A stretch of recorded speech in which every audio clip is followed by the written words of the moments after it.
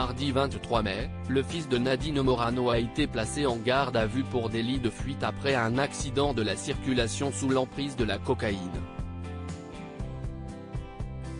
Mais la députée européenne, qui n'a pas réagi à la nouvelle pour le moment, n'a pas toujours porté ce nom de famille qui date de son mariage, au contraire d'un autre pour le moins gênant. Nadine Morano se retrouve dans tous les journaux télévisés ce mardi, et sans doute pas comme elle l'espérait.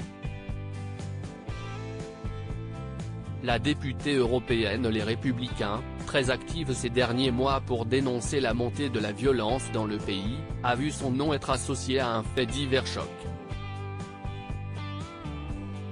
Grégoire Morano, l'un des 3 enfants de l'ancienne ministre de Nicolas Sarkozy, a en effet été interpellé et placé en garde à vue en Meurthe-et-Moselle. Le jeune homme de 32 ans est accusé d'avoir pris la fuite sur une autoroute du département après avoir percuté le pare-choc d'un poids lourd sur une voie d'insertion, avant d'être testé positif à la cocaïne. Une affaire aussi personnelle que politique, qui rappelle les 2 autres gros dossiers de ces derniers mois, d'abord le dramatique accident provoqué par Pierre Palmade, puis l'arrestation du fils d'Éric Zemmour dans des circonstances étrangement similaires.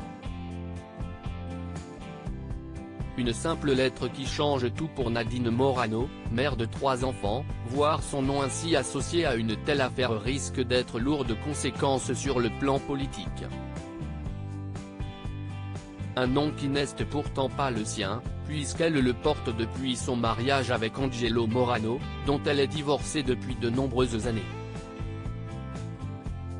Si elle a choisi de conserver son nom d'épouse, c'est aussi bien pour une question d'image que pour l'étonnante histoire autour de son nom de jeune fille. En effet, elle est née en 1963 en tant que Nadine Pucelle. Un nom difficile à porter, que ses parents ont décidé de changer en Pugel au cours des années 1970. C'est finalement un décret signé par Jacques Chirac en 1976 qui a permis à la famille de modifier cette petite lettre qui change tout, comme l'a révélé le généalogiste Jean-Louis Bocarno il y a une dizaine d'années. On peut donc assez facilement comprendre pourquoi Nadine Morano a tant voulu garder son nom d'épouse pour continuer sa carrière politique et ainsi éviter une perte de crédibilité qui la guette désormais.